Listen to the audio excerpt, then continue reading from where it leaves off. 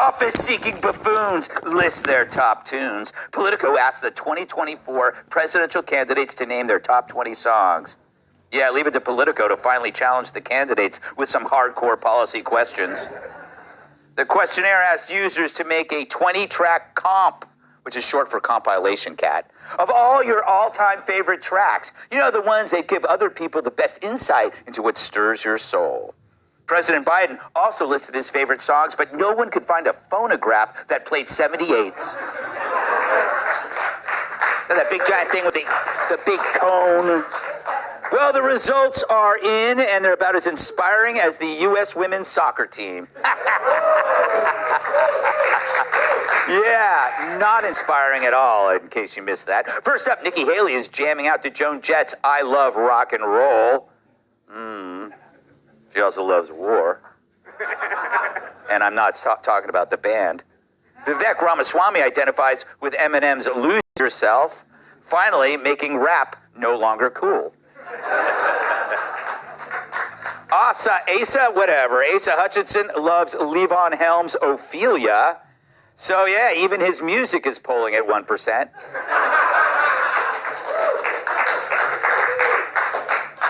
And Will Hurd's top track, Never Heard of Him, by everybody. That should be his campaign slogan. Ever heard of me, never heard of him. Never heard. God, that's perfect. Chris Christie's top tracks, of course, Bruce Springsteen, Thunder Road. Well, I guess that beats Rocky Road. Or Thunder Thighs. He's a friend. He's a friend of the show. He loves our buffet. Well, we knew it was unlikely Chris would identify with Born to Run, but come on, Christy. I think you know. You may not remember this, but Thunder Road isn't as good as you once thought. Come take my hand. We're riding out tonight to gaze the promised land. Oh, Thunder Road. Oh, Thunder Road. Oh, Thunder Road. Wow.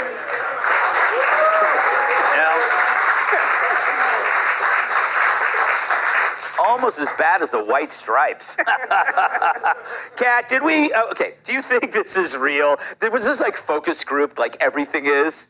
Obviously. Yeah. Okay, so this isn't... all of this is kind of embarrassing, and not because it's real, but because they had people sit down and say, these are the songs that you should pick, and then people will like you. Yeah. And these are the ones they chose. And my favorite thing about Asa Hutchinson's list is that it only had 8 songs. And it said he could only provide 8 songs.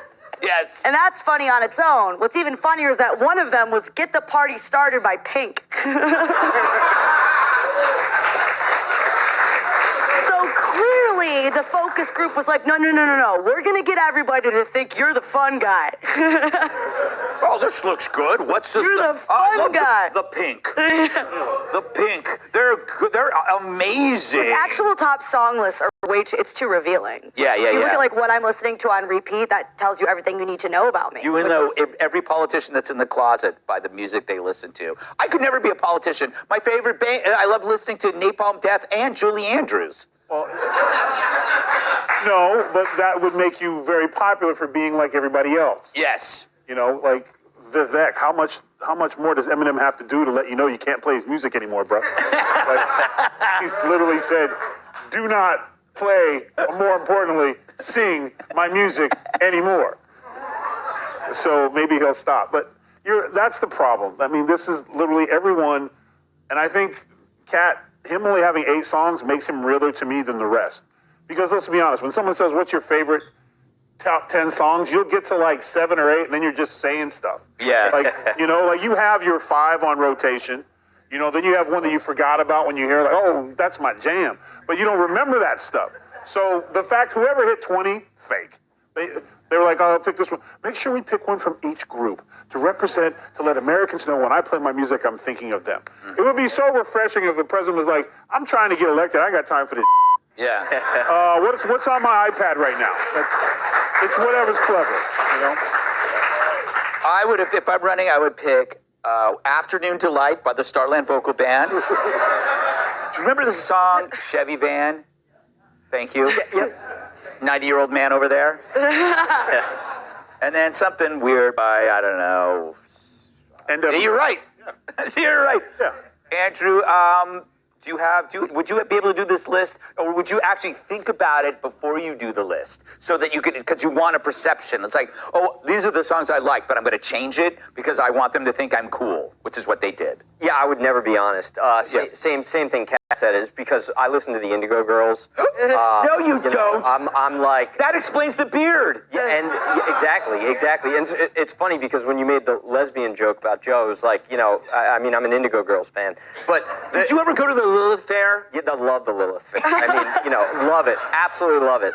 My nickname in high school was Melissa Etheridge. So, but I will say this, right? So I went on Twitter and then I kind of like got one of these, crazy hackers to go in to all of their iPods, right? How old am I? And get their real list. So the truth behind this is Chris Christie is Cheeseburger in Paradise. Yes. Okay.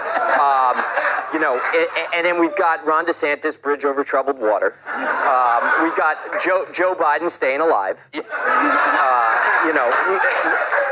Nikki Haley, Drop a Bomb on Me. And then obviously Donald Trump is Jailhouse Rock. So, the truth is the truth. That's funny.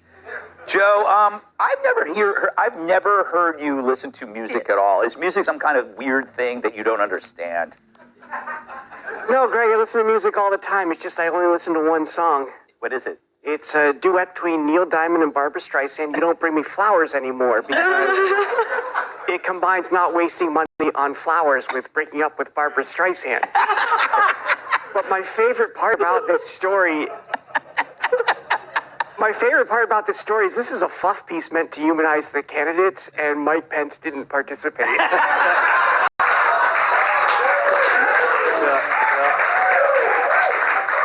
Pence would have said something really creepy like, the sound of my wife's voice is all the music.